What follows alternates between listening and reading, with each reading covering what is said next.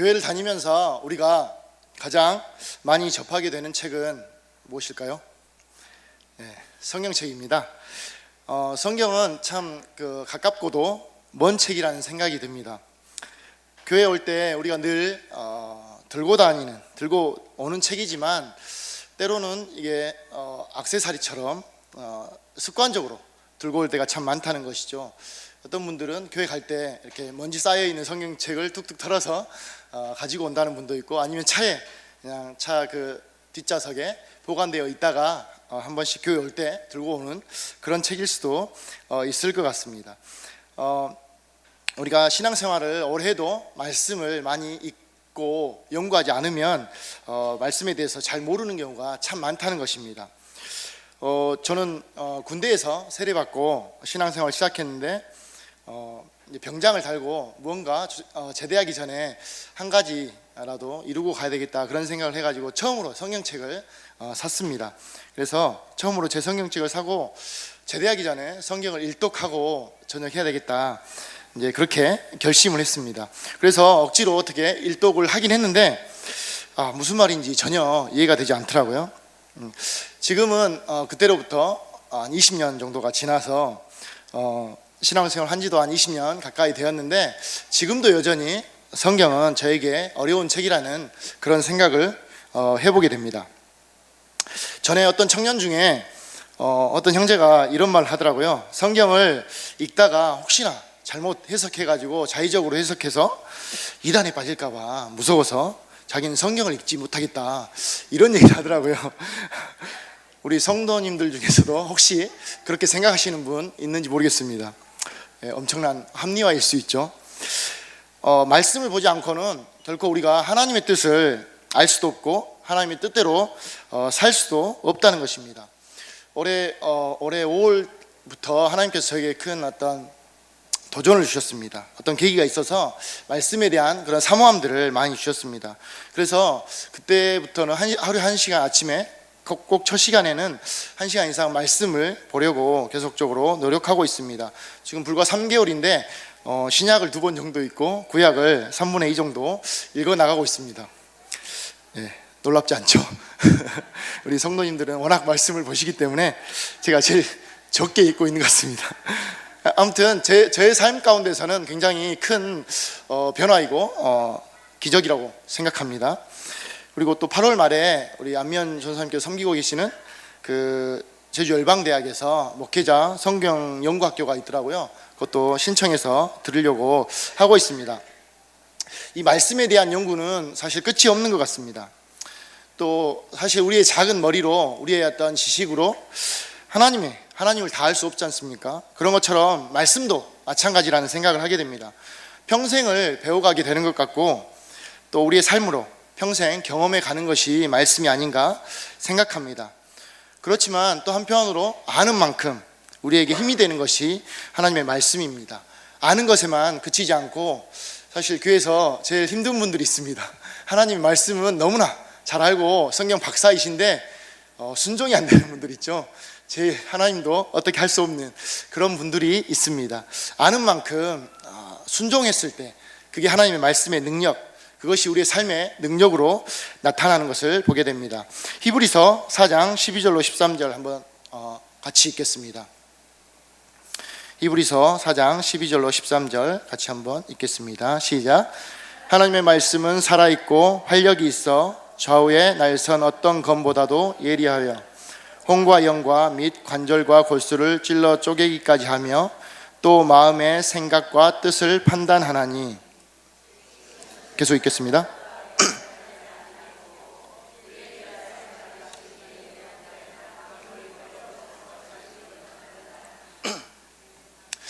지난주 청년부 설교 시간에 연화서 말씀에 대해서 잠깐 나눴습니다.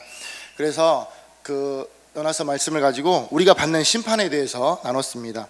심판에는 2가지가 있습니다. 첫 번째 심판은 우리의 불순종으로 인하여서 받는 심판이 있습니다. 요나는 니느웨에 가서 어떤 회개의 메시지를 전파한 하나님의 말씀을 듣고도 그것을 순종하지 않고 오히려 반대로 다시스로 가는 배를 타는 그런 불순종을 했습니다. 그랬을 때 풍랑을 만나고 잘 아시는 것처럼 물고기에게 잡아먹히는 그런 어떤 심판을 받게 되죠. 그랬을 때 거기서 다시 돌이키고 하나님의 사명을 감당하게 되는 그런 스토리를 잘 알고 계실 것입니다. 이 요나는 불순종으로 인하여서 받은 심판이었죠. 또 하나의 심판은 오늘 히브리서 말씀을 읽은 것과 같은 심판이 있습니다. 그 요나의 불순종으로 인한 심판은 우리가 피해야 할 심판이라면, 또 하나의 심판은 우리가 날마다 받아야 할 심판이라고 생각합니다. 날마다 아침마다 하나님의 말씀 앞에 나가서 받는 심판입니다. 이것은 첫 번째 심판과는 다른 심판이죠. 날마다 말씀 앞에 나가면 주님께서 말씀을 통해서 우리를 심판하십니다.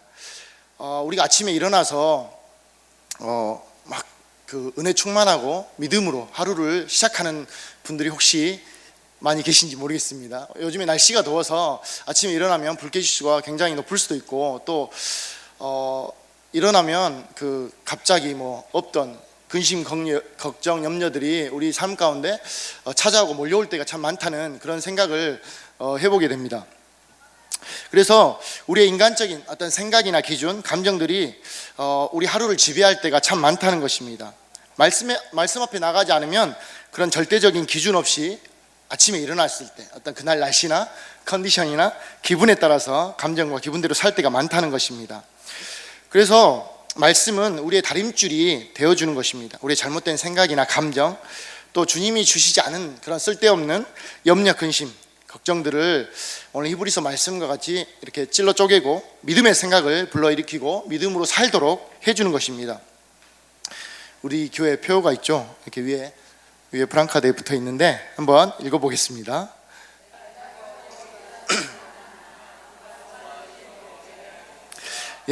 나는 죽고 예수로 사는 삶은 날마다 말씀 앞에 나가서 우리의 어떤 인간적인 생각과 정욕을 심판받는 그런 삶이라고 생각합니다. 아침에 첫 시간을 말씀으로 비추지 않으면 하루를 우리의 생각으로, 감정대로 이끌려 가도록 내버려 둘 때가 참 많게 된다는 것입니다. 이 표의 반대말은 무엇일까요? 이 표의 반대말은 예수만 십자가에 죽고 나는 여전히 시퍼렇게 살아있는 것입니다. 그런 경험들 많이 해보셨을 것입니다. 나는 죽고 예수로 살아야 되는데 여전히 우리의 감정과 우리의 어떤 기분대로 살 때가 참 많다는 것입니다. 다들 그렇지 않은 것 같습니다. 저만 그런 것 같습니다. 오늘 말씀으로 돌아와서 간단하게 성경을 크게 세 부분으로 나눌 수가 있습니다. 성경의 그 중심 사상은 그 창세기 3장 인간의 타락 이후에 인류를 구원코자 하시는 하나님의 구원의 경륜으로 볼 수 있습니다. 이 구원의 경륜으로 봤을 때 제1경륜시대, 제2경륜시대, 제3경륜시대로 나눌 수 있습니다. 창세기 4장부터 11장까지를 제1경륜시대라고 하고 창세기 12장부터 말라기까지를 제2경륜시대라고 합니다. 그리고 신약성경, 예수 그리스도께서 오셔서 구원을 완성하시는, 또 다시 오실 그 예수님에 대해서 말씀하고 있는 신약성경이 제3경륜시대를 다루고 있습니다. 제1경륜시대는 인간의 타락 이후에 세상의 나라들과 이렇게 도시들이 생겨나는 그런 배경들을 보여주고 있습니다. 그리고 제1경륜시대의 마지막에 하나님께서는 아브라함을 택하여 부르시는 그런 장면이 나옵니다. 한 사람 아브라함을 불러서 하나님의 백성을 만들고 구원의 계획을 시작하시는 것이 바로 제2경륜시대의 시작입니다.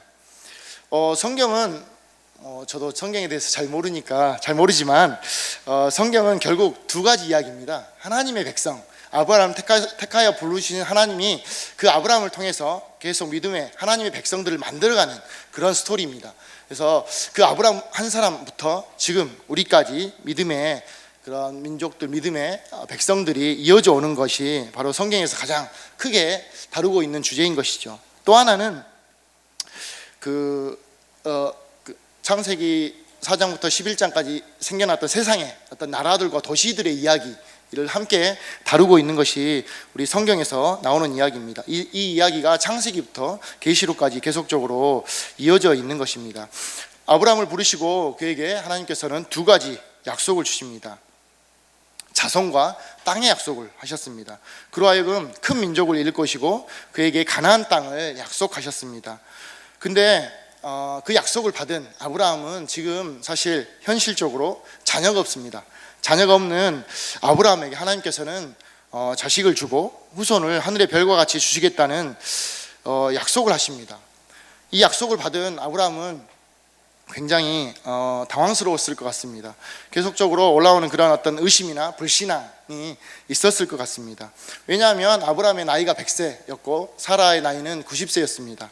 그래서 생리가 끊어졌고 90세에 아이를 낳는다는, 아무리 하나님이 말씀하셔도 90세에 아이를 낳을 것이라는 그런 어떤 황당한 이야기를 과연 믿을 수 있겠습니까? 네, 우리 중신교회 성도님들은 믿음이 좋으셔서 충분히 믿을 수 있을 거라고 생각합니다. 저는 잘 믿어지지 않더라고요. 근데 저희 가정에도 이와 비슷한 그런 경험이 있습니다. 하나님께서 우리 가정에도 자녀에 대한 약속을 주셨습니다.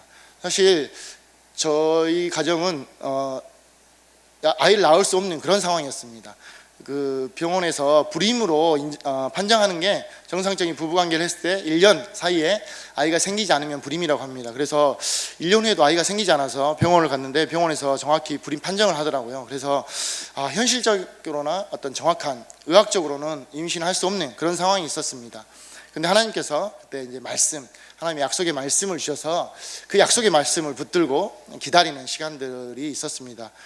약속의 말씀을 받았지만 금방 주시진 않더라고요. 기다리는 그 수년의 시간의 어떤 인내함이 있었던 그런 시간들을 경험했습니다.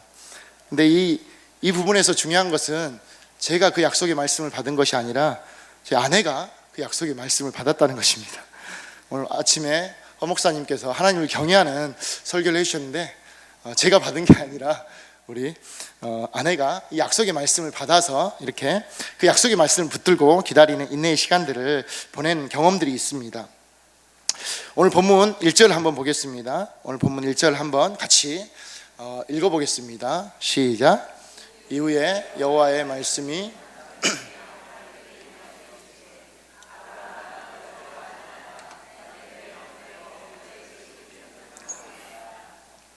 아브라함에게 나타나신 여호와, 그분은 자신의 이름을 방패로 계시하십니다. 방패는 하나님 자신이 아브라함을 위해서 싸우신다는 것을 상징합니다. 무엇을 위해서 싸우십니까? 그에게 주신 약속의 성취를 위해서 싸우시는 것입니다. 그것은 무슨 약속입니까? 아브라함에게 자손을 주겠다는 약속입니다. 하나님이 자기의 이름을 방패로 계시하신 것은 그 자손에 대한 하나님의 약속을 확신시켜 주기 위해서 말씀하신 것입니다. 잠언 30장 5절 한번 보겠습니다. 읽겠습니다. 시작. 하나님의 말씀은 다 순전하여 하나님은 그를 의지하는 자의 방패시니라. 하나님의 말씀은 다 순전하여 하나님은 그 말씀을 의지하는 자의 방패시라는 것입니다. 하나님은 자신의 약속의 말씀을 붙드는 자의 방패가 되어 주십니다. 하나님 우리에게 주신 약속의 말씀을 우리가 온전히 믿음으로 붙들 때 우리를 공격해오는 수많은 그런 의심의 불화살로부터 우리를 지켜주시는 것입니다. 그렇기 때문에 우리는 하나님의 약속, 하나님의 말씀, 약속의 말씀을 붙들어야 하는 것입니다. 말씀이 곧 힘입니다. 말씀이 없으면 우리는 자기 확신밖에 없습니다. 자기 확신은 늘 쉽게 흔들립니다. 상황 때문에 흔들리고 우리 눈에 보이는 것으로 인해서 요동할 수밖에 없는 그런 것입니다. 우리 성도님들에게도 하나님의 약속의 말씀이 있습니까? 그 말씀이 있어야 하는 것입니다. 그 말씀을 꼭 붙들고 있을 때 하나님께서 우리의 방패가 되어주시는 것입니다. 2절 3절 한 번 더 읽겠습니다. 시작. 아브라함이 이르되 주 여호와여 무엇을 내게 주시려 하나이까? 나는 자식이 없사오니 나의 상속자는 이 다메섹 사람 엘리에셀이니이다. 아브라함이 또 이르되 주께서 내게 씨를 주지 아니하셨으니 내 집에서 길린 자가 내 상속자가 될 것이니이다. 하지만 아브라함은 자식이 없었습니다. 상속자가 없었기 때문에, 친자식이 없었기 때문에 그 집에서 길리고 있는 엘리에셀이란 그 종에게 종을 통해서 아마 하나님 약속을 이루시지 않을까. 본인은 나이가 많고 자식이 없는 그런 상황적인 이유 때문에 그 약속에 하나님이 약속하셨음에도 불구하고 그 하나님의 약속을 믿지만 자기 방식대로 성취해 보려는 그런 어떤 인간적인 생각과 노력들을 하게 되었다는 것입니다. 아브라함의 모습이 오늘날 우리에게도 있는 모습은 아닙니까? 우리가 하나님 앞에 기도합니다. 그리고 또 하나님의 약속의 말씀을 받을 때도 있습니다. 약속의 말씀을 붙들고 기도하지만 때로 우리는 우리가 정한 기준 또 시간 어떤 그런 것들을 정해놓고 기도합니다. 그래서 만약에 하나님께서 그때까지 들어주시지 않으면 이제 그때부터는 자기의 방법과 자기의 수단을 사용하려고 하는 그런 모습. 오늘 아브라함의 모습이 그런 모습입니다. 우리도 어느 정도까지는 기다려 볼 수 있는 인내는 있습니다. 그렇지만 그 한계를 벗어났을 때는 우리의 방법을 동원하는 그런 모습을 볼 수 있습니다. 이것은 사실 믿음의 방법이나 하나님의 능력을 신뢰하는 모습이 아닙니다. 우리는 마음이 급해서 잘 기다리지 못할 때가 많다는 것입니다. 또 가장 답답한 것은 하나님의 때가 언제인지 모른다는 것입니다. 하나님의 때가 언제인지, 하나님께서 1년, 5년 이때까지만 기다리면 해결해 주시겠다, 답을 주시겠다, 어떤 정확한 사인을 주시면 기다릴 수 있지만 하나님의 때가 언제인지 우리는 알 수 없는 안개 속을 걸어가는 것과 같은 우리의 인생을 살아가고 있기 때문입니다. 그것이 가장 우리 삶의 힘든 부분들이 아닌가 생각합니다. 아브라함도 마찬가지로 자식을 주시겠다는 하나님의 약속이 있었음에도 불구하고 자기 나름대로 방책을 구하고 있었습니다. 그때 하나님께서는 4절과 같이 말씀하십니다. 4절 한번 읽겠습니다. 시작. 여호와의 말씀이 그에게 임하여 이르시되 그 사람이 내 상속자가 아니라 내 몸에서 날 자가 내 상속자가 되리라 하시니. 네, 여호와의 말씀이 그에게 임하여 이르시되, 여호와의 말씀이 그에게 임한 것이죠. 아브라함의 생각과 다른 하나님의 말씀입니다. 내 몸에서 날짜가 내 상속자가 될 것이라고 말씀하십니다. 그리고 나서 5절과 6절 계속적으로 말씀하십니다. 읽겠습니다.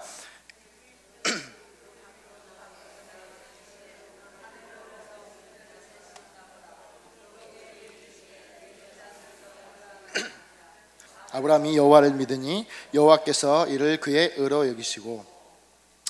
하나님께서 아브라함을 밖으로 데리고 나가서 하늘의 별들을 보여주시는 것이죠. 지금 당장 자식 하나도 없는 아브라함에게 밖으로 데리고 나가서 하늘의 수많은 별들을 보여주시면서 하나님께서 약속해 주시는 것을 볼 수 있습니다. 지난번에 인기리에 방송된 태양의 후예 보니까 그 태양의 후예 촬영지가 그 드라마에서는 우루크로 나오잖아요.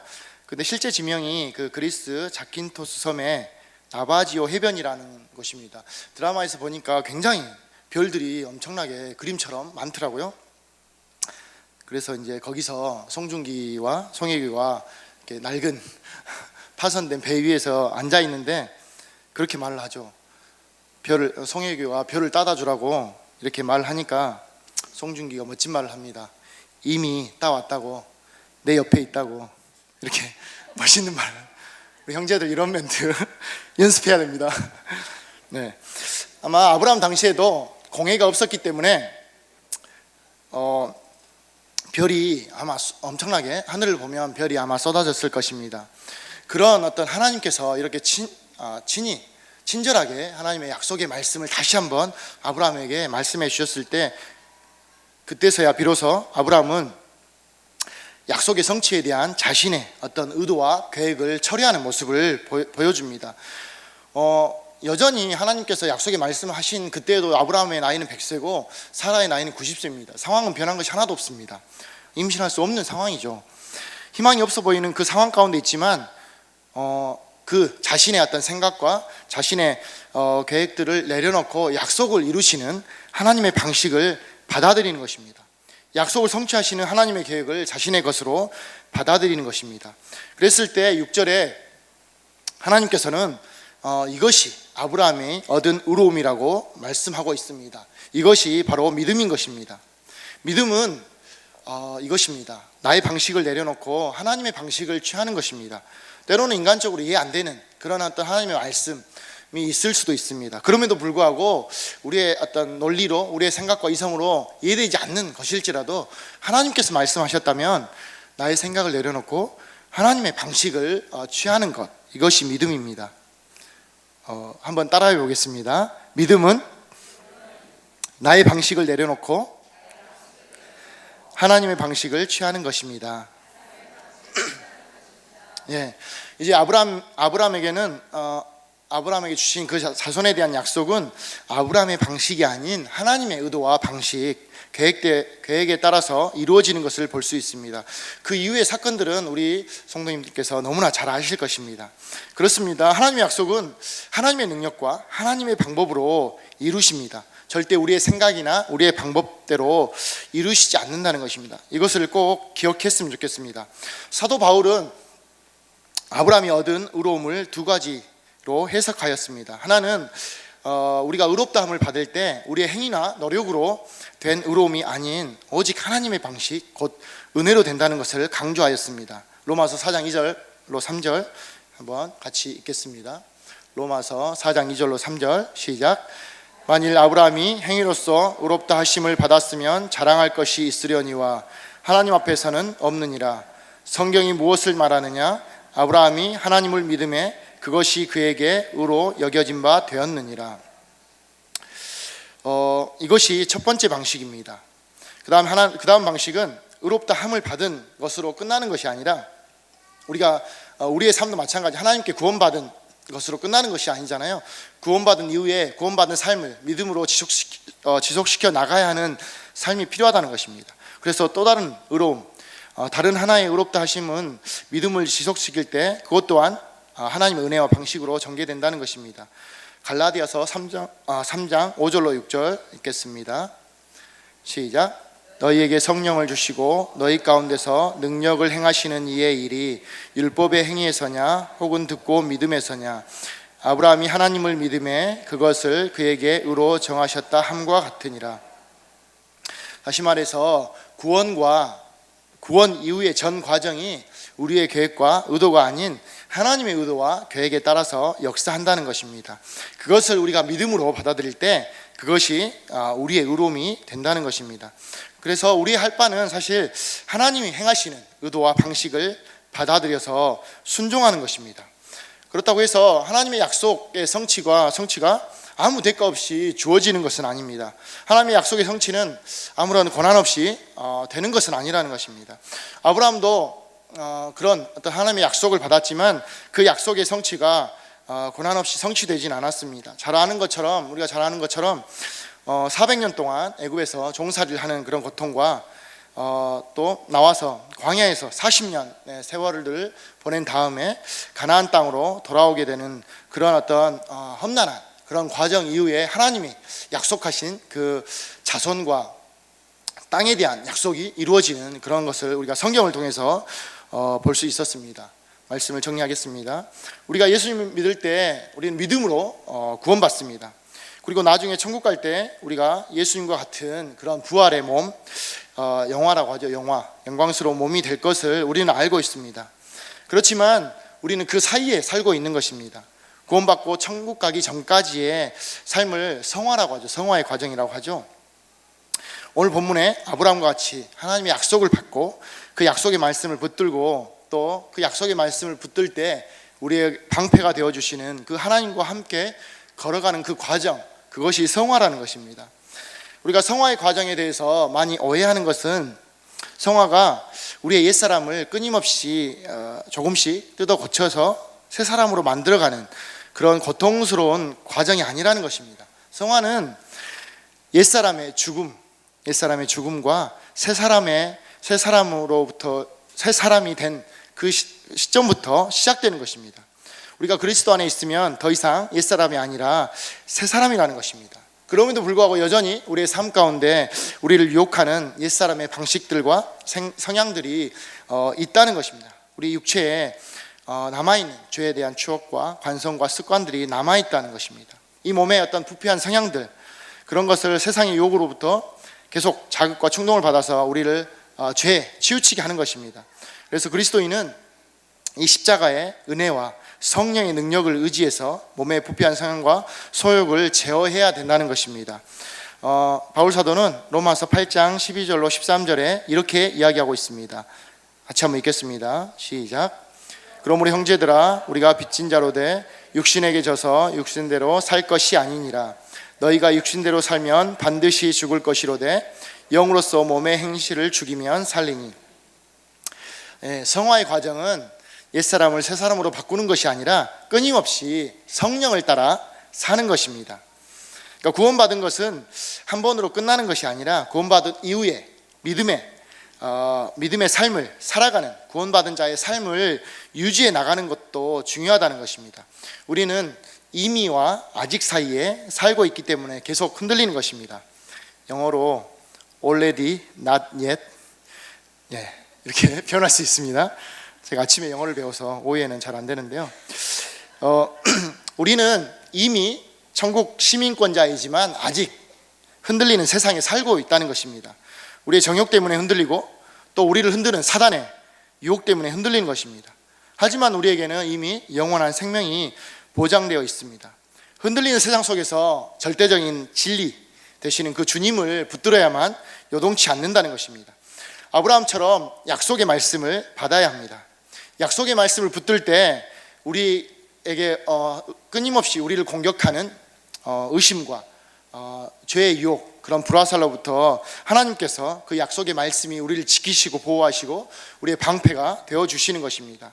그 약속의 말씀이 없는 자기 확신은 늘 우리의 상황과 환경으로 인해서 여동할 수밖에 없는 것입니다. 그래서 우리가 말씀을, 성경책을 교회 올 때만 들고 오는 책이 아니라 날마다, 아침마다, 가능하면 아침에 첫 시간에 하나님의 말씀을 읽을 때 그 약속의 말씀을 붙들고 하루를 승리할 수 있을 것입니다. 그렇지 않고, 저도 이제 경험해보지만 아침 첫 시간에 말씀을 보는 것과 저녁 시간에 말씀 보는 것은 천지 차이인 것 같습니다. 아침 첫 시간에 말씀을 보고 하나님의 말씀을 받으면 하루를 믿음으로 살아갈 수 있는데, 하루 종일 말씀을 보지 않고 있다가 하나님도 잊어버리고 막 그 상황과 환경 때문에 휩쓸려 살다가 저녁에야 말씀을 보면 그제서야 깨닫게 되는 그런 경험들을 하게 되었습니다. 그래서 오늘 말씀, 우리의 방패가 되어주시는 하나님, 이 방패가 되어주시는 하나님은 약속의 말씀을 주시는 하나님이십니다. 약속의 말씀을 붙들고 그 약속의 말씀을 방패 삼아서 우리의 인생 가운데 끊임없이 찾아오는 그런 어떤 의심과 두려움, 상황의 환경들은 늘 우리를 요동하게 하는 것입니다. 저도 오랜 인생을 살진 않았지만 참 인생을 살아가는데 우리가 예상치 못한 어려움과 환난과 고난들이 곳곳에 숨겨져 있는 것을 보게 됩니다. 우리 성도님들도 많이 경험해 보셨을 텐데, 이런 인생의 여정, 우리가 한 번도 경험해 보지 않은 길을 가는 인생의 여정이잖아요. 아무리 많은 인생을 살아온 사람도 앞으로의 남은 인생은 경험하지 않았고, 아무리 적은 인생을 살았던 사람일지라도 앞으로의 남은 삶은 우리가 경험해 보지 않은 길을 걸어가는 것입니다.